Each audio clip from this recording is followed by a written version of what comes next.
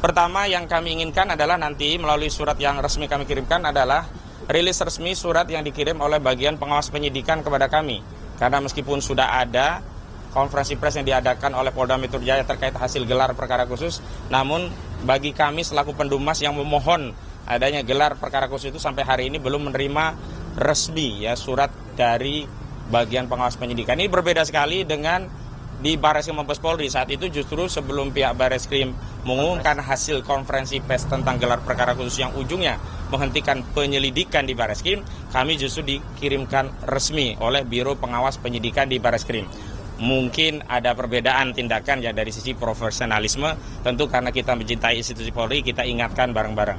Yang kedua yang paling penting adalah hari ini kami dalam konteks datang untuk meminta agar diadakan tes laboratorium forensik yang bersifat independen, yang hasilnya itu bisa kredibel, akuntabel, transparan, dan ini bisa dipertanggungjawabkan oleh para pihak dan tidak ada lagi pihak-pihak yang mengklaim itu tidak mewakili aspirasi begitu. Karena begini, kemarin saat gelar perkara khusus memang di luar agenda tentang penjelasan tahapan penyidikan, bukti-bukti apa saja yang telah disita, berapa saksi, berapa ahli yang dilakukan oleh penyidik Polda Metro Jaya, kami setelah melakukan diskusi panjang akhirnya diberikan izin akses untuk diperlihatkan bukti yang itu konon sebelumnya diperlihatkan oleh saudara Joko Widodo kepada relawan Projo saat itu Budi Aris Setiaji dan yang lainnya begitu. Jadi akhirnya ya bukti itu diperlihatkan kepada kami berupa apa? Pertama dokumen S1 UGM, yang kedua dokumen SMA. Jadi kemarin konteksnya adalah untuk mengkonfirmasi atau memastikan bahwa bukti itu benar telah disita oleh penyidik Polda Metro Jaya dan tidak dalam penguasaan saudara Joko Widodo dan tidak pula diperlihatkan kepada Projo saat di Solo di bulan Oktober yang lalu. Bahkan penyidikan sudah dilakukan sejak Juli begitu. Nah selanjutnya kami ingin meluruskan framing di tengah masyarakat seolah-olah dengan ditunjukkan bukti itu perkara menjadi selesai, seolah-olah itu adalah proses konfirmasi keaslian ijazah. Keliru. Kami tegaskan bahwa proses untuk membuktikan perkara itu ada di persidangan dan hasil penafsiran terhadap bukti-bukti itu ada pada putusan hakim dan putusan itu adalah putusan yang berkekuatan hukum tetap atau inkrah van Gewitz. Dan putusan inkrah itu adanya nanti di majelis kasasi yang dikeluarkan oleh lembaga Mahkamah Agung Indonesia. Artinya kita semua harus menghormati dan bersabar karena begitulah proses berhukum dalam hukum acara pidana di negara kita. Ada putusan pertama, ada banding, ada kasasi. Nah disitulah tempat yang terakhir yang tidak ada lagi perbedaan penafsiran. Namun kami tegaskan, kami selaku penasihat hukum juga prinsipal kami baik dari klaster pertama maupun klaster kedua setelah diberikan izin akses melihat, sekali lagi hanya melihat ya, tanpa meraba, tanpa menerawang, apalagi meneliti. Kami justru makin yakin bahwa ijazah tersebut bermasalah atau mengutip apa yang disampaikan oleh klien kami Pak Roy Suryo, ijazah tersebut 99,9% palsu. Nanti ada penjelasan rinciannya. Kenapa demikian? Karena ternyata ijazah itu yang pertama dari sisi fisiknya yang bisa kita indera tidak jauh tidak beda dengan apa yang sudah beredar dan disaksikan oleh masyarakat. Yakni ijazah dengan foto seorang laki-laki berkacamata dengan kumis tipis yang seluruh rakyat Indonesia kami yakini juga sama pendapatnya dengan kami, itu bukan foto Joko Widodo. Dan itu ditegaskan oleh Rustam Effendi ketika melihat langsung saudara Rustam Effendi menyatakan kepada penyidik, Pak Polisi, kalau ini bukan foto Jokowi, palsu. Itu kata Rustam Effendi. Nah nanti ada penjelasannya, tapi kayaknya Rustam Effendi terlambat ini. Dan selanjutnya, apa urgensinya kami mengajukan gelar permohonan uji independen lapor. Jadi begini, anomali-anomali dalam tugas-tugas dan fungsi kepolisian itu menjadi catatan kita bersama. Bukan berarti anomali ini kita jadikan generalisasi bahwa seluruh pekerjaan penyidik itu seperti yang anomali tadi. Tetapi kita ingin tegaskan bahwa setiap anomali, bentuk kasih sayang kita, rasa cinta kita pada institusi kepolisian, kita harus koreksi. Jadi keliru ya, kalau kita mengoreksi institusi kepolisian, memberi masukan itu bukan karena tidak percaya, apalagi membenci. Tapi kita ingin institusi kepolisian bekerja secara profesional, melayani semua pihak, bersikap adil, transparan, tindakannya kredibel, dan tentu saja akuntabel, begitu. Apa yang menjadi rujukan? bahwa akhir-akhir ini dalam satu dasawarsa atau setidaknya dalam 2 periode kepemimpinan Saudara Joko Widodo atau lebih spesifik saat Polri ini dipimpin oleh Listio Sigit Prabowo, sebelumnya oleh Tito Karnavian, itu banyak sekali anomali. Di antaranya apa?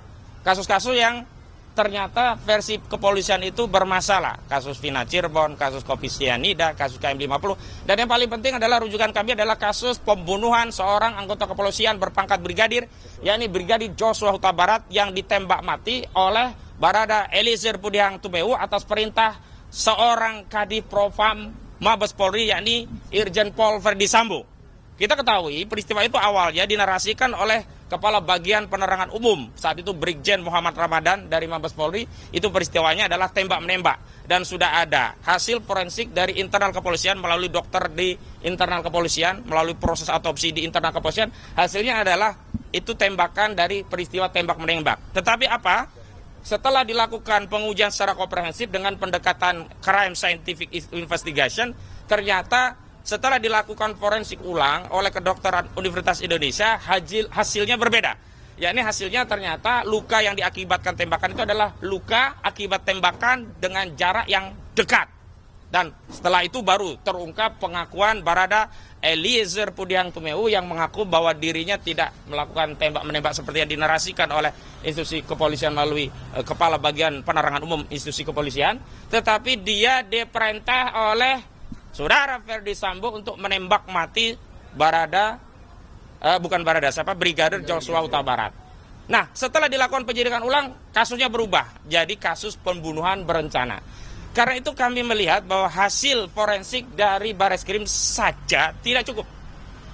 Kenapa? Karena anomali yang terjadi pada kasus Barada itu juga mungkin bahkan potensial terjadi di kasus ijazah palsu. Asumsinya sederhana. Untuk kasus penghilangan nyawa saja, institusi kepolisian berani melakukan pembohongan kepada publik melalui narasi lab 4 yang dikeluarkan oleh kedokteran forensik dari kepolisian yang hasilnya ternyata bohong, yang kemudian banyak yang terlibat dan kena sanksi kode etik, apalagi hanya untuk urusan ijazah. Karena itu untuk menghilangkan praduga, ada intervensi kekuasaan atau intervensi apapun, dan agar kelak hasilnya itu kredibel, akuntabel, diakui para pihak, maka kami telah menyiapkan surat. Suratnya tadi mana? Telah menyiapkan surat yang isinya surat tadi permintaan untuk melakukan apa yang kami sebut sebagai uji lab 4 independent. Dan di mana atau siapa yang kemudian kami usulkan, setidaknya ada 2 institusi yang kami usulkan bisa melakukan uji lab independen ini. Yang pertama Badan ini suratnya ya, nanti akan kami kirimkan, tolong dipegang Gafur.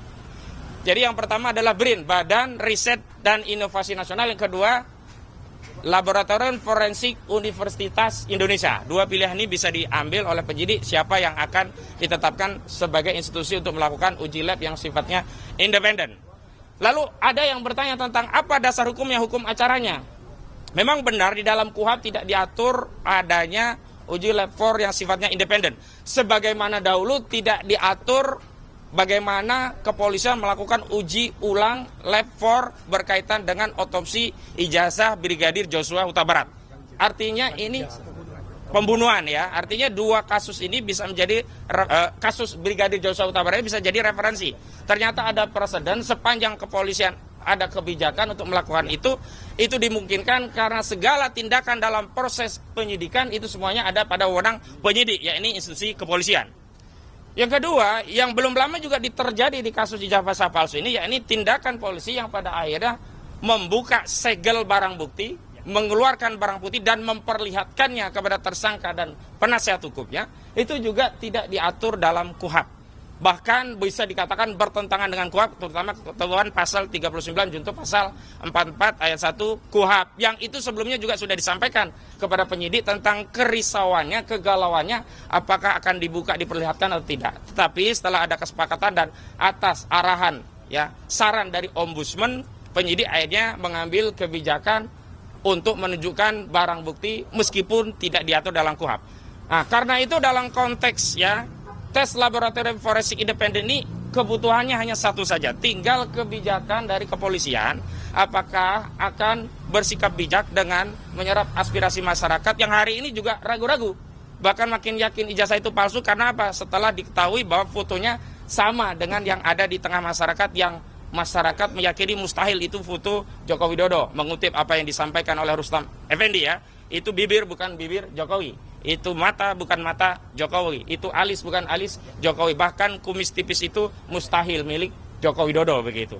Karena itu tinggal satu saja, tetapi kalau ini tidak diambil maka saya dari tim kuasa hukum Pak Roy Suryo dan seluruh tim advokasi dari tim anti kriminalisasi akademisi dan aktivis menyampaikan kepada seluruh rakyat, begitulah kesulitan untuk mencari keadilan di negeri ini. Dan kami ingin tegaskan kenapa kami memilih BRIN, memilih levelnya UI, bukan yang ada di Singapura, bukan ada yang di luar negeri. Sekali lagi, kami mencintai negeri ini dan kami ingin memperbaiki negeri ini dengan mekanisme yang ada di negeri ini. Kami tidak ingin aib ini kami bawa ke dunia internasional sehingga diketahui oleh level dari dunia internasional. Cukuplah ya, kita selesaikan dengan mekanisme yang ada di internal kita. Itu ya pengantar dari kami. Nanti ada pernyataan dari Pak Roy dan Pak Rustam. Jadi Pak Roy nanti mewakili dari layer yang pertama, Pak Rustam kedua ya, Pak Rustam layer yang kedua. Tapi sebelum itu ada dari tim kami, Bung Gafur Sangaji, tolong disampaikan sejumlah anomali-anomali yang juga ditemukan dalam kasus KIP yang juga beliau menjadi salah satu kuasa hukumnya. Silakan. Oke, terima kasih Bang Ahmad Kosinudin ya. Jadi pada hari ini kami menindaklanjuti hasil gelar perkara khusus kemarin, di mana penyidik Polda Metro Jaya telah menunjukkan ijazah Pak Joko Widodo. Dalam kesempatan ini, izin Bang Kosinudin, saya perlu mengklarifikasi beberapa hal. Yang pertama adalah ada pengacara dari pihak Pak Egy Sujana yang mengatakan bahwa beliau memegang ijazah.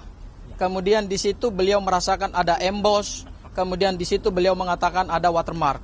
Saya pastikan bahwa apa yang disampaikan itu adalah keterangan yang menyesatkan publik. Kenapa?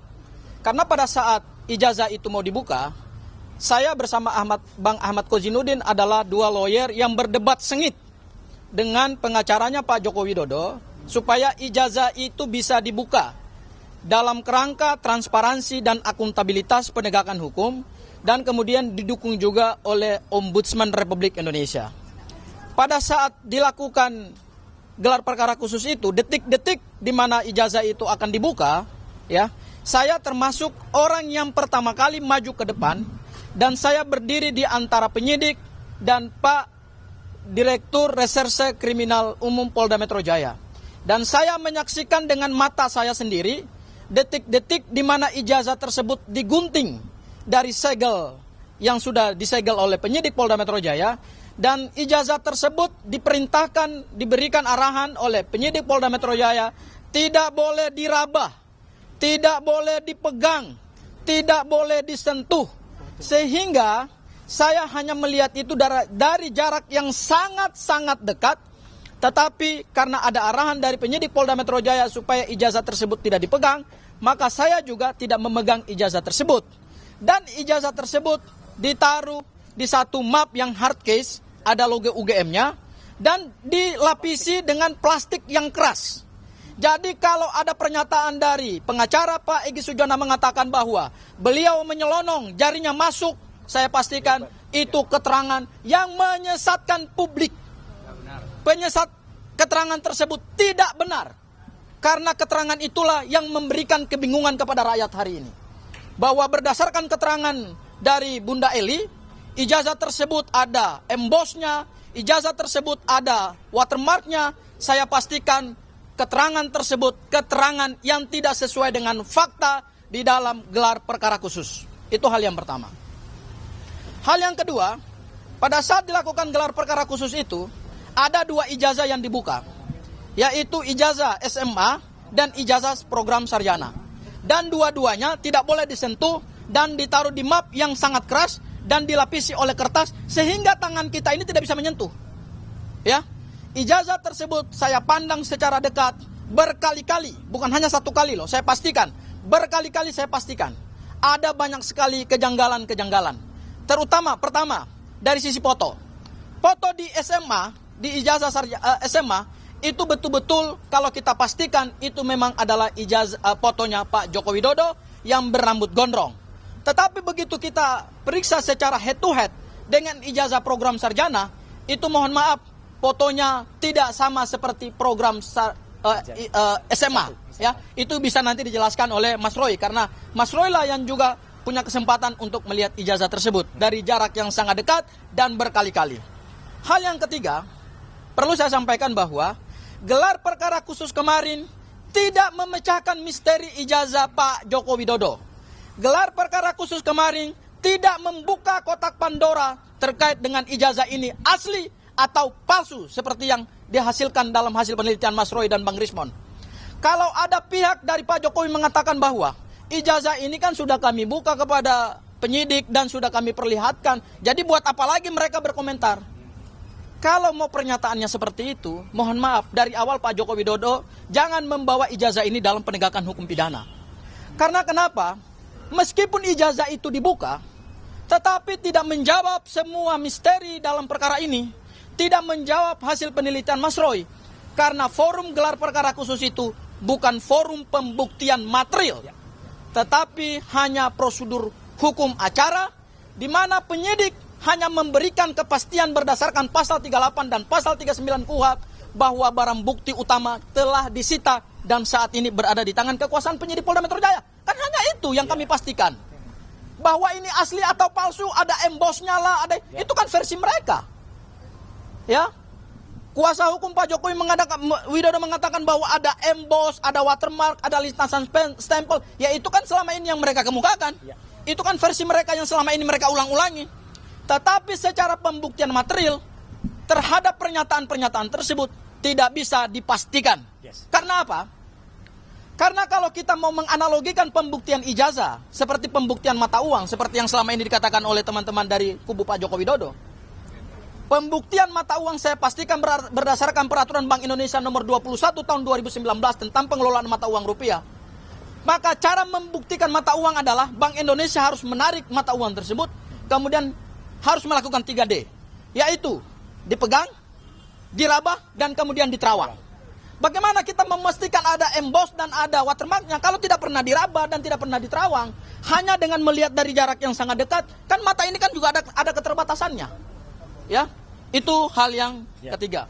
Hal yang keempat terkait dengan hari ini kami mohonkan supaya tersangka bisa mempunyai akses untuk melakukan uji laboratorium forensik independen.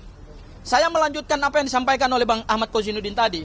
Di dalam hukum acara pidana kita, memang tidak diatur bahwa terhadap hasil laboratorium forensik milik penyidik yang saat ini ada di bawah Bareskrim Polri atau ada di bawah Polri, itu tidak bisa dimintakan pengujian independen. Karena memang tidak ada aturan hukumnya gitu ya. Tetapi perlu kami pastikan bahwa meskipun itu tidak diatur secara terang di dalam KUHP, bukan berarti itu tidak bisa dilakukan. Kenapa? Karena kita perlu ingat bahwa tersangka itu mempunyai hak yang diberikan oleh undang-undang. Di pasal 65, tersangka mempunyai hak untuk mengajukan ahli yang menguntungkan, ahli yang meringankan. Dalam konteks mengajukan ahli yang menguntungkan dan meringankan itu, maka hari ini secara resmi kami mengajukan permintaan agar dilakukan uji laboratorium forensik independen.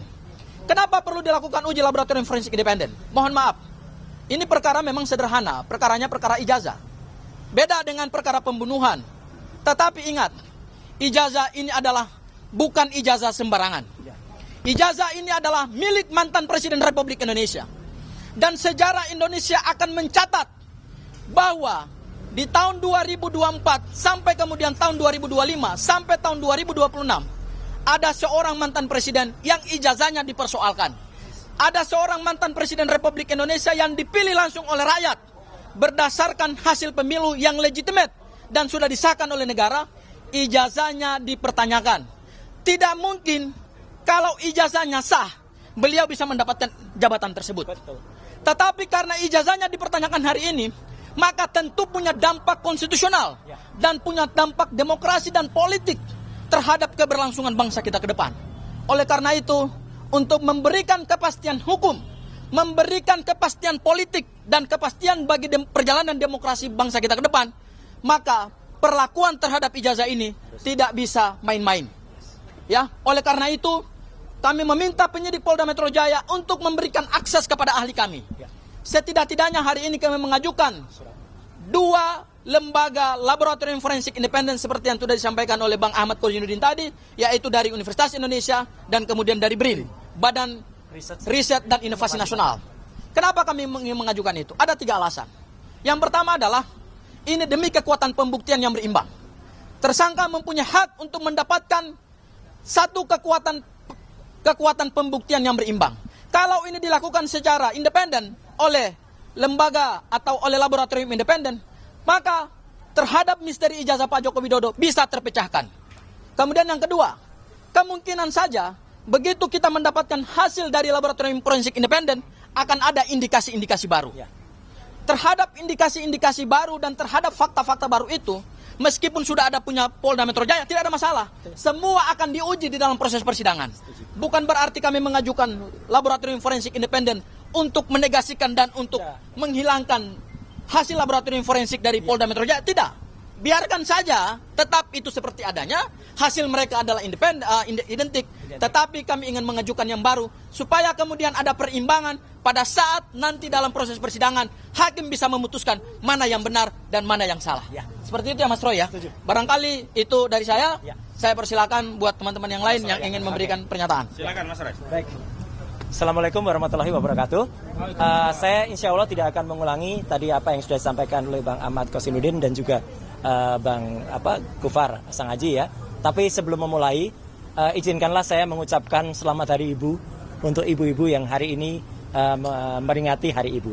Dan nah ini ibu-ibu kita dari ARM yang khusus menggunakan kostum untuk memperingati hari. Yang kedua, kami ingin mengaturkan ucapan duka sedalam-dalamnya untuk senior kami ya, Pak Asrul Hanun ya, dari UI Watch yang telah berusia 80 tahun yang pagi tadi dipanggil oleh Yang Maha Kuasa, dan termasuk beberapa hari yang lalu ya Bapak almarhum Maijen Samsudalal yang juga sudah dipanggil oleh Sang Khalik ya. Semoga beliau-beliau mendapatkan tempat yang terbaik di sisi Allah Subhanahu wa taala. Nah, saya ingin menegaskan saja bahwa apa yang terjadi kemarin pada saat gelar perkara khusus itu adalah termasuk diawali dengan ketika izin sini. Tuh, mic penting ini. Nah, termasuk ketika kami juga menyerahkan ya hasil research yang sudah diterima langsung ya oleh Pak Direskrim ya Pak Iman Imanuddin, yaitu kenapa kami melakukan analisis ijazah yang 99,9% palsu ya. Dan saat itu juga saya terangkan, jadi kami itu ya, saya, Dr. Rismon, Dr. Tifa itu mempresentasikan, dan pada saat presentasi tidak ada sanggahan apapun ya. Jadi detail banget soal mulai dari kausa prima, kemudian sampai dengan ketika kami melakukan analisis kebohongan terhadap Andi Aswan yang dia hanya menggunakan postingan Dian Sandi, sampai dengan UGM yang ternyata hasilnya adalah logonya dirusak oleh Aswan, siapa namanya, si Andi Aswan ya. Ketika itu sebenarnya diposting oleh Dian Sandi. Ini sudah diterima langsung waktu itu oleh Pak Direskrim Pak Iman Imanuddin. Izin titip. Nah, apa yang tadi disampaikan untuk sama-sama teman-teman semua itu membayangkan di dalam, inilah map hardcover yang waktu itu ada. Jadi artinya map ini keras dan ini sama sekali tidak keluar dari plastiknya. Ini ketika orang namanya Wahyudi, ini adiknya Iriana, waktu itu menyerahkan kepada Mabes Polri. Kondisinya seperti ini. Bahkan yang aneh sebenarnya, kalau saya perhatikan, di map ini noktah atau kotoran yang ada di sebelah kiri ini tidak terlalu nampak. Kemarin tampak sekali. Saya jadi berpikir, apakah ini barang yang sama? Jangan-jangan ada barang yang lain. Jangan-jangan, sekali lagi. Karena di sini sama sekali nggak ada watermark. Sama sekali nggak ada emboss. Kenapa? Karena waktu itu kita belum mempermasalahkan watermark, belum mempermasalahkan emboss. Jadi jangan-jangan ada modifikasi lagi yang dilakukan terhadap ijazah yang ada di sini. Kenapa? Karena watermark dan embossnya itu tipis sekali. Dan itu hanya secara grafis, secara visual, tidak bisa kami raba. Ya, karena itu sangat mungkin. Kenapa tipis? Karena kalau tebal nanti menimpa semuanya lagi. Nah, nanti saya jelaskan. Kenapa saya bisa melakukan analisis ini? Izin, Pak. Saya terangkannya, mohon maaf sekali lagi, jelek-jelek gini, 30 tahun yang lalu saya adalah juara nasional lomba fotografi. Juara nasional loh, juara 1. Ya, lomba fotografi nasional Piala Parpostel. Pada saat tahun yang sama saya juara 1 lomba perkebunan, foto perkebunan. Dan juara 2 lomba iptek Piala Pak Habibie waktu itu. Ya, dan saya juga orang yang tidak hanya berkutat di dunia fotografi motret. Saya adalah orang sejak SD. Sekali lagi, sejak SD, sejak tahun 78, saya sudah mencetak foto di kamar gelap sendiri di rumah saya di Pakualaman. Jadi saya mengerti betul apa itu fixer, developer, kemudian pengembang dan lain sebagainya. Jadi foto itu bisa kita cetak sendiri, tapi kemudian hasilnya pun tergantung kualitas bahan kimianya. Saya menulis tulisan panjang di beberapa media bahwa kalau prosesnya tidak benar, maka foto itu usianya kurang dari 10 tahun itu sudah ada tanda-tanda dia menghilang gambarnya atau bluish atau blur, ya. Dan itulah yang terjadi, izin, pada ijazah ini. Yang kemarin kita lihat seperti ini, fotonya sangat jelas, sangat tajam. Sekali lagi saya pastikan, 99% tidak mungkin foto ini dibuat 40 tahun yang lalu. Cetakan ini dibuat 40 tahun yang lalu. Kalau cetakannya dibuat kira-kira baru sekitar 10-15 tahun yang lalu mungkin. Karena sangat kontras, maaf Mbak. Sangat kontras. Tidak mungkin foto sangat kontras ini. Apalagi dulu di Jogja, hanya ada beberapa studio foto profesional yang saya sebutkan dalam tulisan panjang saya. Ada Star, ada Huasin, ada Likong, ada Arta Duta, Joni Endarta, Heri Gunawan dan sebagainya. Kita sebagai mahasiswa nggak kuat untuk nyetak di situ. Kita nyetaknya di gerobak-gerobak cetak pinggir jalan dengan lampu Petromak. Itu tahun 85. Iya, dan mahasiswa yang nyetak di sana, biasanya nyetak pas fotonya pada saat itu jadi. Tapi lihat 10 tahun, 20 tahun lagi, pas fotonya hilang, sudah memburam. Ijazahnya Bang Resmon saja, yang kira-kira usianya baru 20 tahunan aja, gambarnya sudah memudar. Sudah nggak kelihatan lagi itu Resmon atau tidak. Ya, jadi di sini kelihatan benar bahwa ini sangat tidak mungkin. Dan apa yang tadi dikatakan kelihatan emboss dan juga watermark, itu hanya secara grafis. Watermark itu kalau dia ijazah benar, dia sangat tajam seperti ini, maaf. Nah, ini ijazah benar ini. Watermarknya nampak betul. Embossnya pun juga nampak betul dan bisa diraba.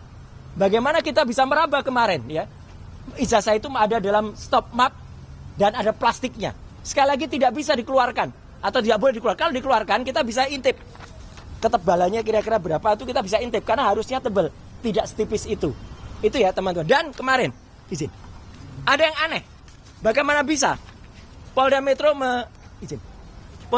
memastikan dua ijazah ini identik. Ini dari versi Mabes Polri pada tanggal 22 Mei.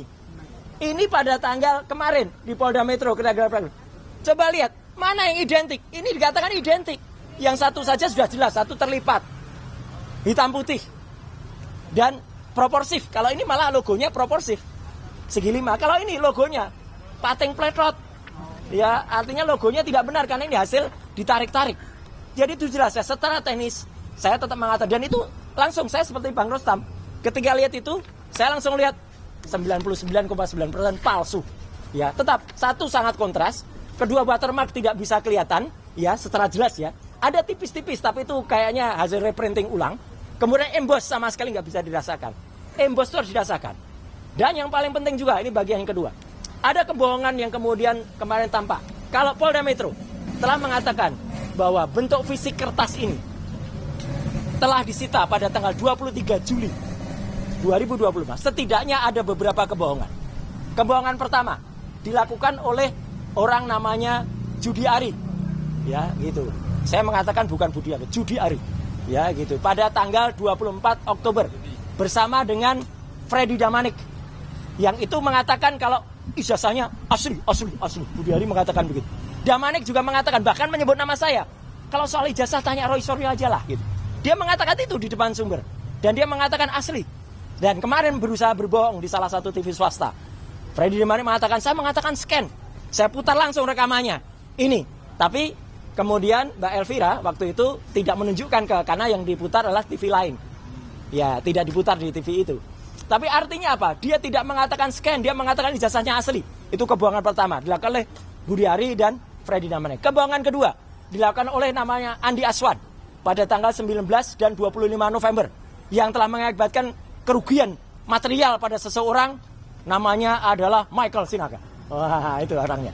Dia sudah melaporkan dan sukses, teman-teman ya. Harap diingat. Andi Aswan sudah timbul LP karena mengakibatkan kerugian material pada seseorang yang harus hadir di acara itu, tertarik hadir dia karena disebutkan ijazah asli scan. Ternyata palsu, bukan scan. Dan kerugian dan kebohongan ketiga dilakukan oleh siapa? Joko Widodo sendiri. Pada tanggal 9 Desember ada sebuah wawancara khusus yang disiarkan oleh TV. Nah ini, ya, nggak usah disebut TV-nya ya, gitu. Dia mengatakan di rekaman itu ketika diwawancara oleh Mbak Friska Clarissa, ya, dia mengatakan ijazahnya saya pegang kok. Gimana ijazah bisa dipegang? Semenjak 23 Juli sudah disita Polda Metro Jaya, dan dia mengatakan ijazah sudah dipegang itu pada wawancara khusus eksklusif yang baru ditayangkan tanggal 9 Desember.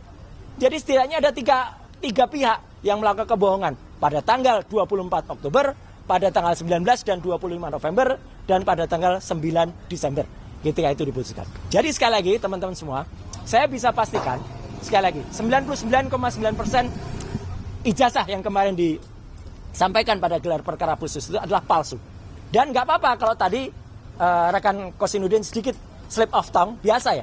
Namanya wakil rektor UGM saja slip of tongue mengatakan Joko Widodo sukses telah lulus dari Fakultas Kedokteran. Ya, Mas Kosinudin tadi mengatakan ini ijazahnya Joshua, ya, ya tipis lah antara ijazah dengan jenazah, ya, gitu. Ya kan sama-sama azah. Kita juga punya lawyer namanya azah kan. Nah itu ya, ya, nah itu azam kan. Jadi artinya, ya kami insya Allah kalau ini tidak slip of tongue. Jadi kami semua ketika gelar perkara khusus itu benar-benar melihat bahwa pada saat gelar perkara khusus kami tidak melihat dengan jelas yang namanya watermark ya. Kalau ada itu grafis. Emboss tidak bisa emboss itu harus diraba. Bagaimana kami bisa memegang, meraba, itu tidak dikeluarkan. Dan kalau ada tangan seseorang yang katanya kami bisa meraba, menembus. Apa bisa tangannya menembus? Nggak mungkin tangan itu menembus begitu ya. Nggak mungkin. Karena tangan yang menembus itu adalah dia harus masuk ke dalam plastik. Tidak mungkin tangan itu bisa masuk ke dalam plastik dan kemudian menembus macam itu. Susah kemudian kalau melakukan itu gitu ya. Jadi artinya kecuali dia bilang mungkin ijazahnya pendek tapi ijazahnya juga bisa panjang. Wah, itu baru bisa ya.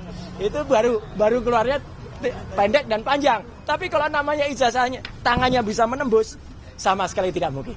Saya kira itu ya penegasan dari saya.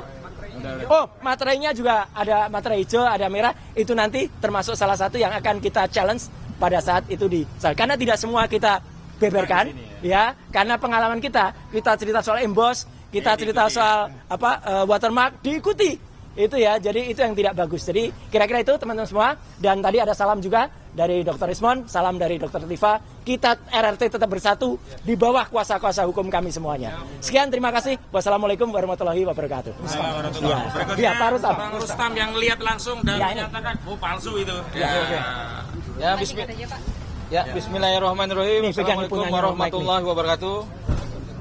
Saya mewakili kloter pertama, kawan-kawan kami yang 5, klaster pertama.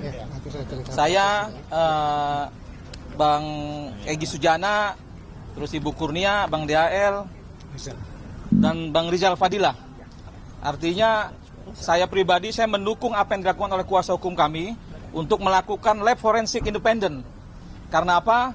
Karena saya sendiri tidak percaya dengan hasil kemarin yang diperlihatkan di meja itu, kalau itu foto ijazahnya Jokowi. Saya orang yang pertama sewaktu itu bilang kalau itu bukan Jokowi. Dan saya juga orang yang mencari tahu siapa pembuatnya. Kalau hari ini Jokowi diyakini oleh kami itu palsu ijazahnya, artinya ini ada pembuatnya.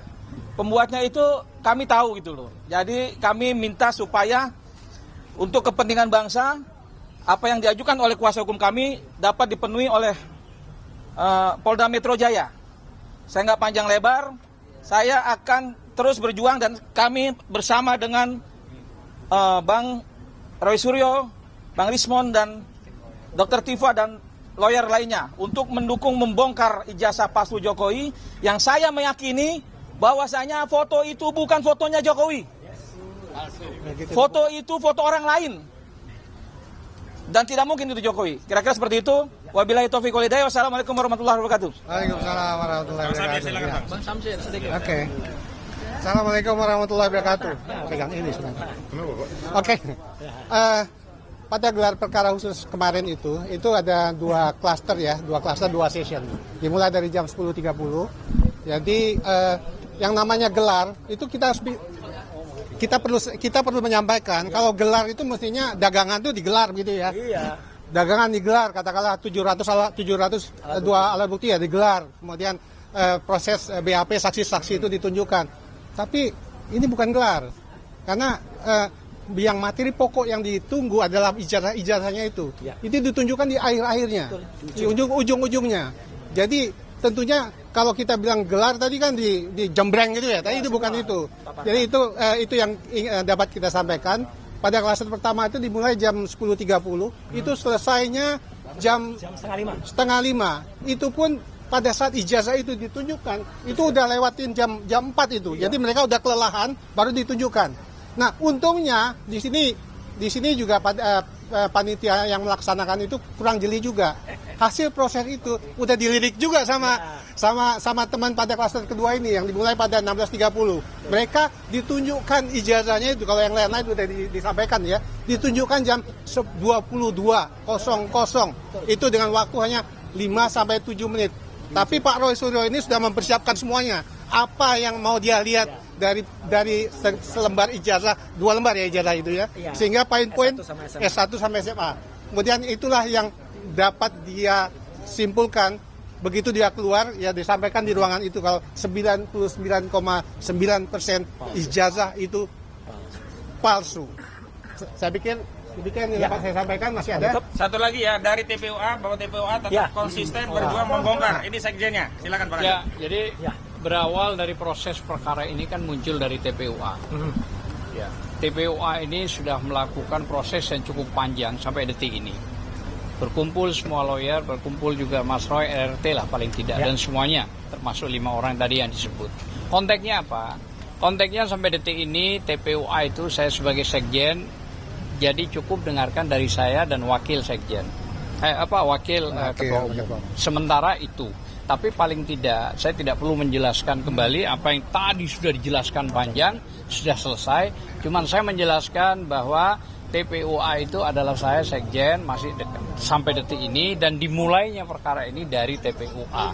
Jadi TPUA yang terus menggalang sampai detik ini menjadi satu semuanya, sehingga ini kan tujuannya hanya mencari keadilan sesuai dengan apa yang disebut prediktif, responsibilitas, transparan, berkeadilan. Dan itu yang kita minta, presisi itu maksudnya, tidak ada cara lain.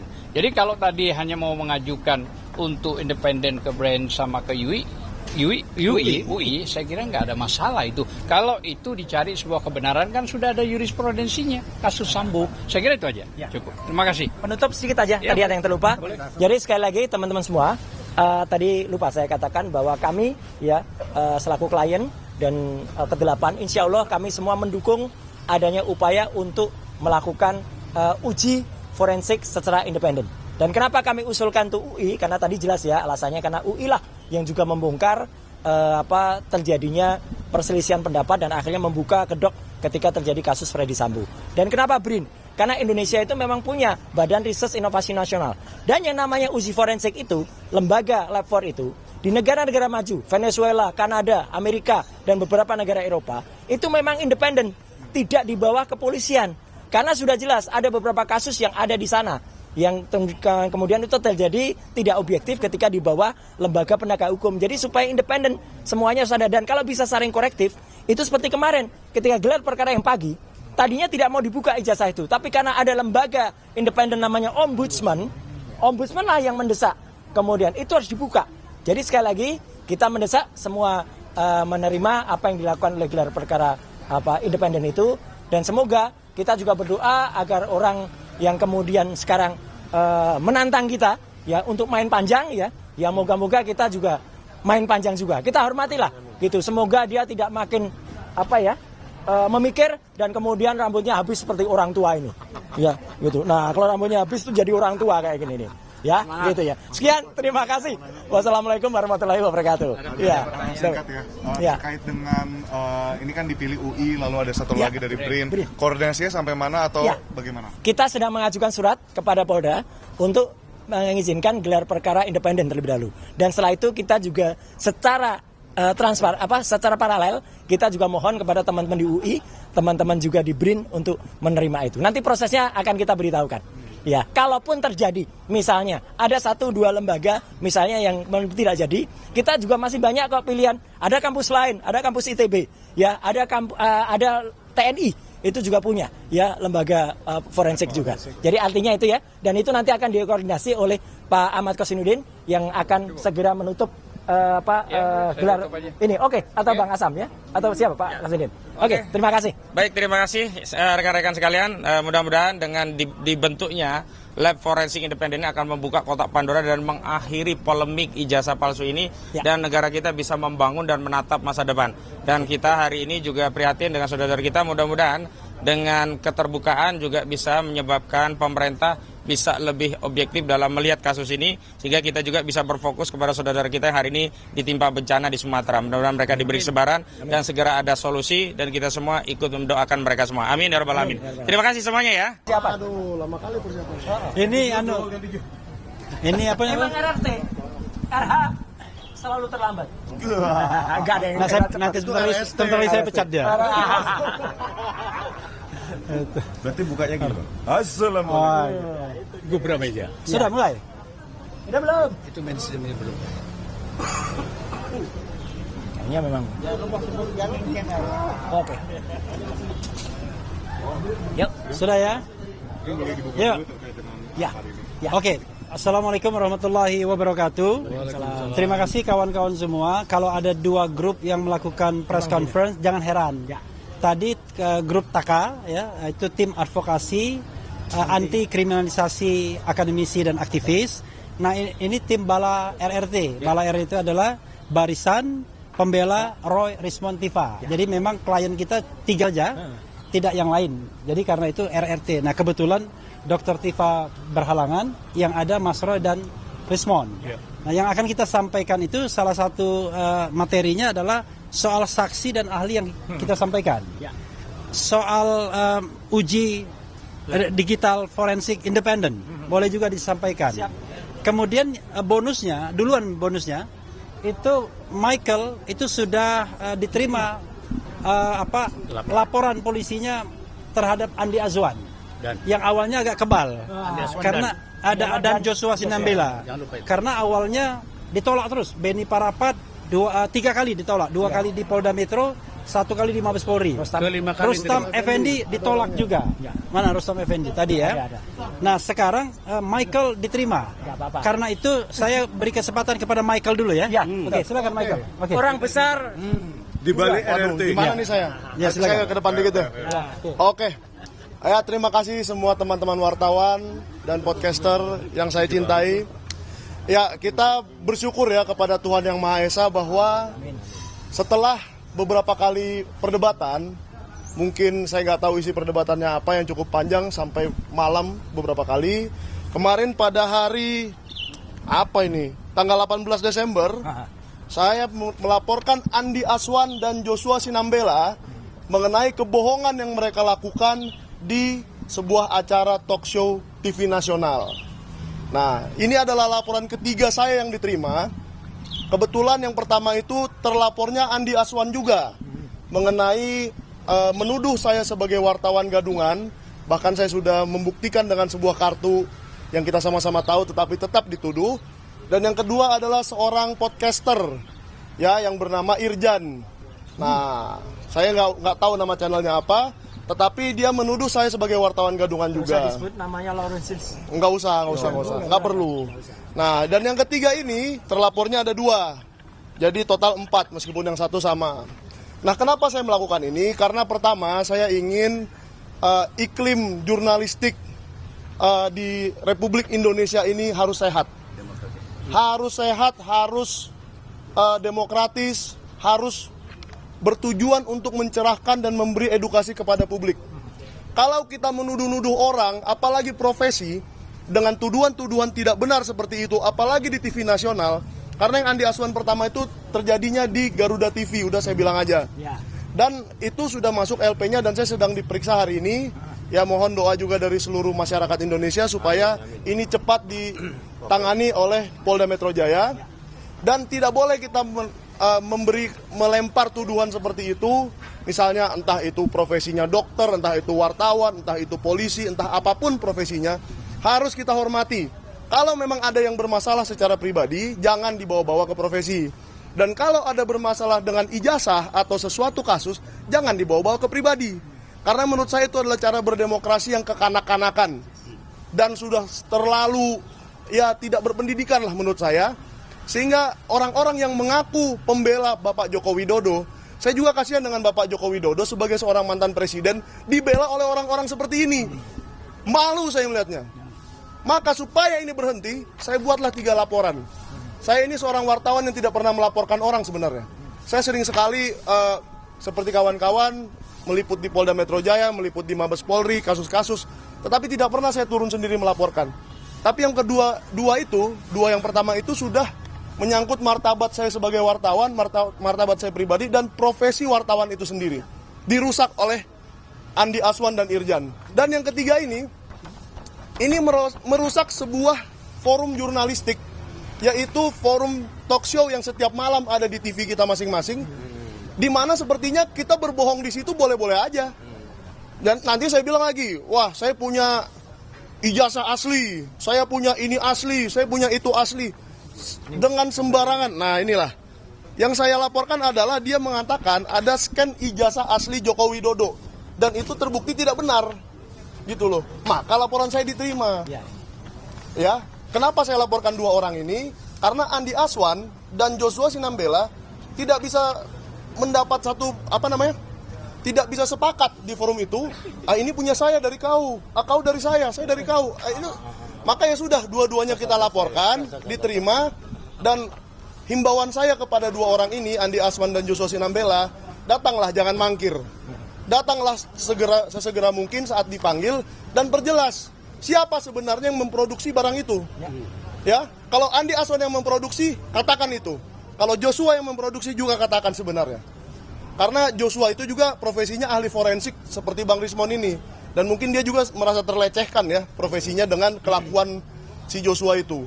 Maka dengan ini saya meminta pada kita semua masyarakat yang apalagi kita yang terdidik dan mengaku ahli, ayo kita hentikan klaim-klaim yang tidak berdasar seperti ini. Kita hentikan kelakuan-kelakuan kekanak-kanakan seperti ini, apalagi di TV nasional, apalagi Anda sudah diberikan sebuah forum yang luar biasa, berpengaruh kepada seluruh Sabang sampai Merauke, semua menonton, ya, apalagi ke luar negeri pun ditonton. Saya sampai sekarang masih dituduh oleh netizen-netizen yang saya tidak tahu namanya sebagai wartawan gadungan, sampai sekarang. Jadi efeknya ini sangat besar, dan Anda harus bertanggung jawab, Anda harus responsibility Anda yang sudah diundang ke forum itu forum Anda harus pergunakan dengan bertanggung jawab, ya. Dan ini 3 laporan saya ini adalah tempat Anda untuk bertanggung jawab. Andi Aswan, Irjan, dan Joshua Sinambela, tanggung jawablah dengan kata-kata kalian. Sekian saja dari saya. Saya kembali dulu ke dalam. Fokus kepada siapa pelakunya. Yang pertama, Andi Aswan itu menuduh saya wartawan gadungan di Garuda TV. Itu sudah jelas dia yang melakukan. Pidana atau tidak kita serahkan ke penyidik. Yang kedua, Irjan itu membuat di podcastnya bahwa saya itu dicari di website Dewan Pers dan tidak ketemu. Padahal saya pergi ke Dewan Pers ketemu. Nah berarti kan dia berbohong lagi. Nah tinggal dibuktikan lagi di penyidik. Yang ketiga ini di TV-nya yang satu ini ya, yang tidak usah saya sebutkan namanya. Nah di situ mereka bertengkar. Itu dari kau. Saya tidak tahu. Punya kau dari mana? Saya tidak tahu file itu dari mana. Loh, kan kasihan TV-nya, media yang sudah. Judul acaranya juga eksklusif loh. Judul acaranya eksklusif. Scan ijazah Jokowi ditampilkan. Scan ijazah asli. Asli. Nah itu tadi kata Pak Roy juga ya, saya tambahkan. Kenapa saya melaporkan? Saya bilang ke penyidiknya, ke SPKT, saya ke situ itu datang pakai duit. Saya bayar ongkos sendiri, ya. Saya meluangkan waktu saya berjam-jam, bahkan hampir 5 jam, ya. Dari perjalanan sampai perjalanan pulang hampir 5 jam. Lalu saya di situ dipertontonkan sesuatu file yang menyerupai ijazah, tapi ternyata tidak benar gitu loh. Jadi apakah besok TV Anda juga mau ditipu seperti itu? TV lain mau ditipu seperti itu? Dan podcast-podcast kami pun yang selalu dia kelilingi berkali-kali episode, mungkin sudah puluhan episode, mau ditipu semua. Saya tidak bisa membiarkan ini karena ini adalah profesi saya. Sebagai jurnalis kita tidak boleh diam.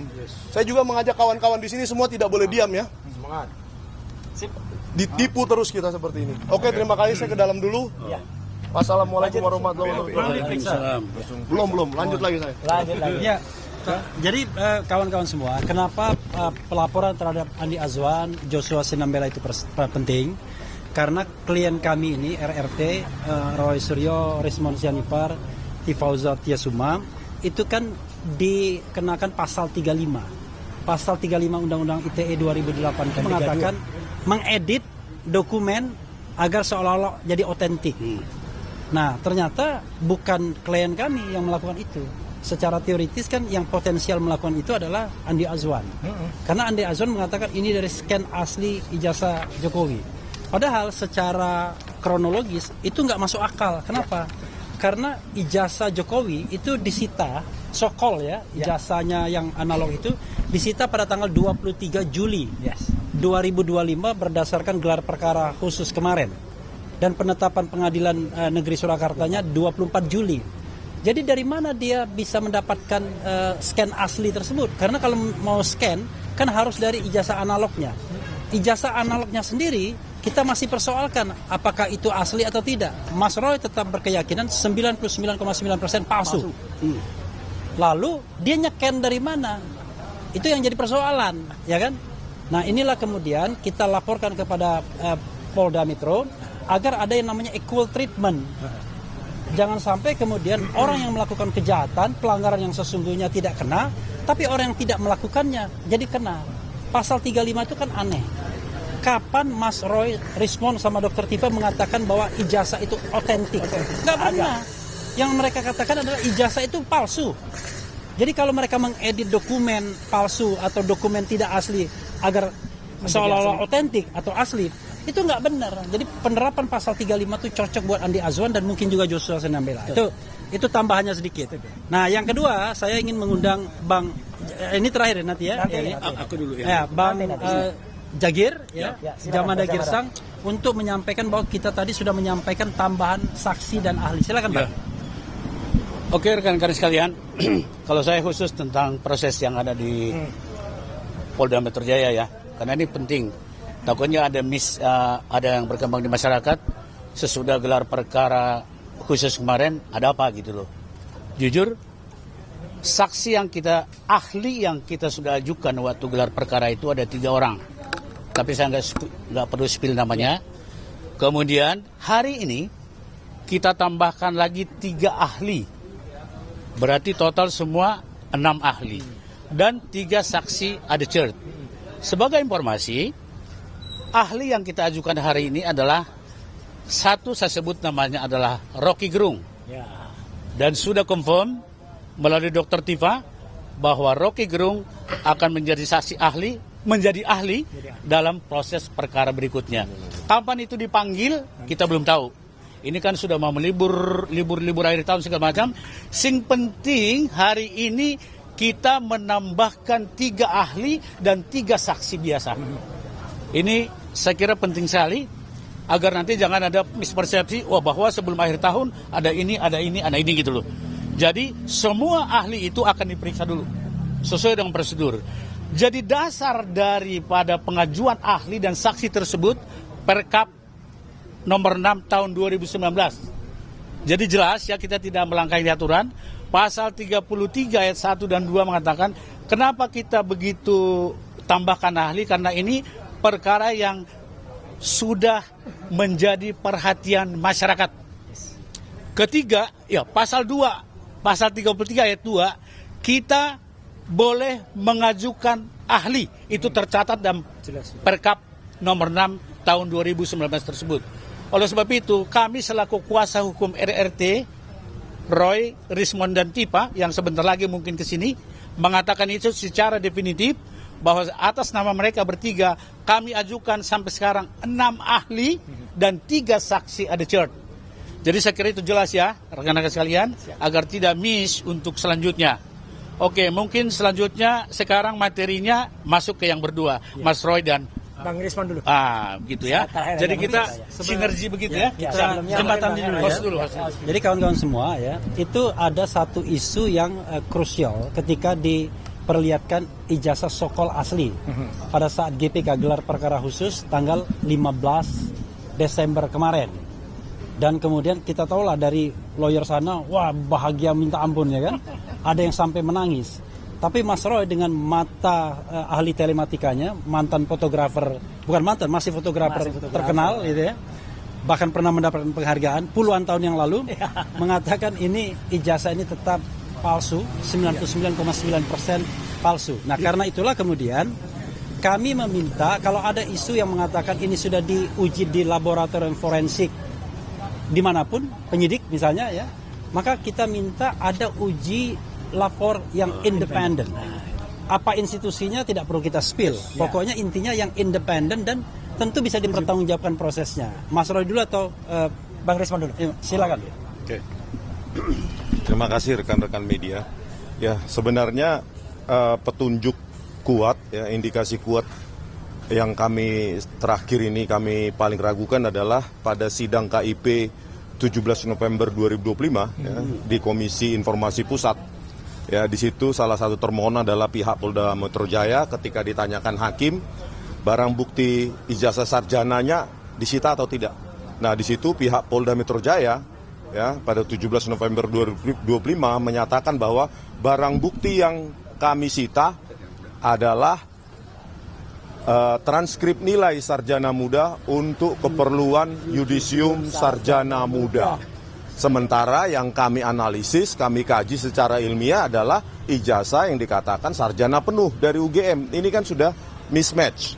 Ya oleh karena itu permintaan kami kepada Polda Metro Jaya ya untuk ada setidaknya 4 dokumen yang akan dilakukan uji forensik secara independen. Kita punya sejumlah lembaga yang punya kemampuan untuk itu, saya tidak perlu sebutkan ya. Yang pertama adalah ijazah sarjana penuh itu tersebut. Ya, yang menjadi objek sengketa.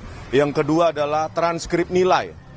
Ya, transkrip nilai yang ditampilkan oleh Dirtipidum pada 22 Mei 2025, yaitu tanpa otoritas dekan, pembantu dekan, tanpa tanda tangan, tanpa nama, tanpa stempel. Dan tulisan nilainya tulisan tangan dan tanpa ada daftar mata kuliah pilihan. Yang ketiga adalah lembar pengesahan skripsi. Pembimbing skripsi atas nama Joko Widodo yang menurut keterangan dari Dirtipidum pada tanggal 22 Mei 2025 dilakukan uji yang tidak saintifik dan disimpulkan dengan merasakan ada cekungan dan langsung disimpulkan itu produk dari handpress atau letterpress. Sementara kami membuktikan secara ilmiah bahwa itu adalah produk dari digital world yang ada sejak 1992 justru. Terus yang keempat, jika ada maka kami ingin dokumen sertifikat KKN dan laporan KKN juga diuji forensik. Jadi 4 dokumen tersebut itu menjadi pointer sangat penting untuk dilakukan analisa. Berikutnya tanggapan saya kepada penjelasan di Fumas yang membuat kami sakit hati. Ya. Hanya dengan menanyai 20 ahli langsung disimpulkan buku JWP kami, Jokowi's White Paper itu tidak ilmiah. Sekarang kepolisian sudah keluar dari arena permainan yang diatur undang-undang. Bagaimana mungkin ya sebuah institusi kepolisian itu melampaui tugasnya seolah-olah menjalankan tugas BRIN atau menjalankan tugas lembaga penelitian, menyimpulkan bahwa kami melanggar etik penelitian. Ya, bisa di-search bahwa sejak tahun 2002, 2003, 2004 setelah saya lulus dari Magister Teknik Elektro UGM, saya sudah melakukan penelitian tentang citra digital atau citra diam. Itu bisa kalian search di jurnal Teknologi Industri Universitas Atmajaya Yogyakarta dan 2 jurnal lain di jurnal Teknik Informatika dan Teknik Elektro Universitas Kristen Petra Surabaya. 23 tahun yang lalu saya sudah menekuni bidang ini. Bagaimana mungkin hanya 20 ahli tersebut ditanyai langsung kita, itu bukan ahli. Memangnya ahli butuh syarat apa? Harus nomor induk? Peneliti itu tidak butuh apa ya? Biarkan pembaca yang menilai, itu hasil penelitian. Dan kalau ingin membantah, dulu dosen saya di Teknik Elektro UGM, ya, 2 orang, keduanya sudah almarhum, Profesor Dr. Profesor Dr. Adi Susanto MSc, lulusan UCLA Amerika, dan Profesor F. Susianto, keduanya almarhum. Mereka mengajarkan, kalau Anda tidak setuju dengan temuan atau tulisan atau peneliti orang lain, maka yang wajib Anda lakukan adalah buktikan dan tuliskan.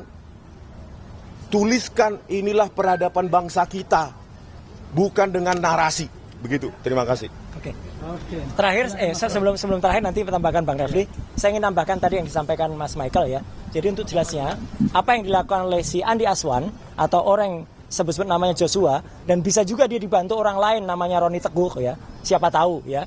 Itu adalah dia melakukan perubahan image atau mengkoreksi citra yang diupload oleh Andi Aswan oleh si Sandi ya pada tanggal 1 April yang lalu.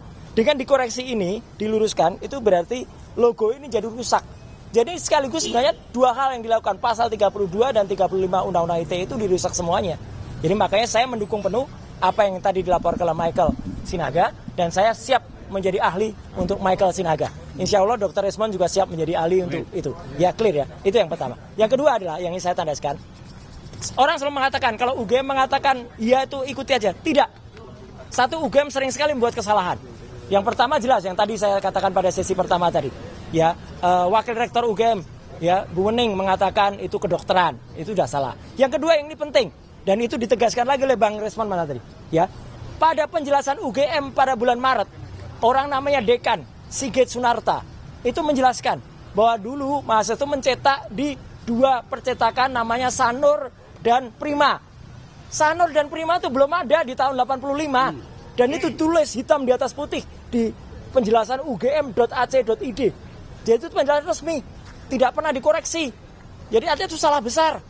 Ya, UGM saja salah besar untuk itu. Makanya kami men-challenge kampus kami yang saya cintai itu, yang kami cintai itu, yang baru saja kemarin merayakan Dies Natalis ke-76. Tolong dah, jujur saja, ya, sejujur Lisa, ya, Lean, Intelligent, service ya, assistance yang telah mengatakan Joko Widodo itu tidak lulus Universitas Gadjah Mada. Jangan malah sekarang Lisa dibungkam sampai dengan sekarang. Jadi tambahan saya singkat aja karena tadi udah banyak. Moga-moga apa yang disampaikan Dr. Resmond, apa yang disampaikan oleh Pak Refli Harun sebagai penutup dan Pak Jamada Girsang tadi itu kita sepakat semuanya, dan insya Allah semuanya akan kita dukung demi penegakan kasus ini. Dan demi supaya apa? Rakyat Indonesia bisa melihat medalnya. Terakhir, tadi yang ditantang oleh Dr. Resmond, insya Allah saya lakukan nanti sore jam 6. Silakan nonton Sapa Malam di salah satu TV, tidak tahu TV apa itu ya. Kami akan membahas tentang Jokowi White Paper. Amin. Ya, gitu. Jadi Jokowi White Paper kita bahas, kita jawab di situ, dan saya bawa bukunya. Mana mungkin 20 orang yang tidak semuanya adalah juga ahli forensik ya. Ahli forensiknya tuh saya dengar hanya ada 2. Yang satu juga cuman lulusan sebuah akademi komputer, tapi kemudian masuk ke UGM, itu bisa menilai bukunya tidak ilmiah ya. 701 halaman. Nanti saya bedah buku Jokowi White Paper. Sebut nggak namanya? Roni Teguh. Oh, nggak usah disebut Roni Teguh lah ya. Dia hanya lulusan akademi. Ya, kemudian masuk UGM, kemudian entah di kampus mana. Ya, nanti kita bahas 701 halaman. Tulisan saya, tulisan Dr. Resmond, dan tulisan Dr. Tifa. Sekian, terima kasih. Assalamualaikum warahmatullahi wabarakatuh. Silakan. Gini, kita mau mengimbau ya mengenai citizen lawsuit yang ada di Solo, PN Solo, dan itu sangat penting. Kalau itu berjalan dengan baik, dengan independen, dengan berani, maka itu akan bisa menyelesaikan soal apakah ijazah Jokowi palsu atau tidak. Nah, ini yang kadang-kadang kita tidak sadari, bahwa forum itu bisa membuktikan. Kenapa? Karena sudah melalui tahap penolakan eksepsi oleh Jokowi.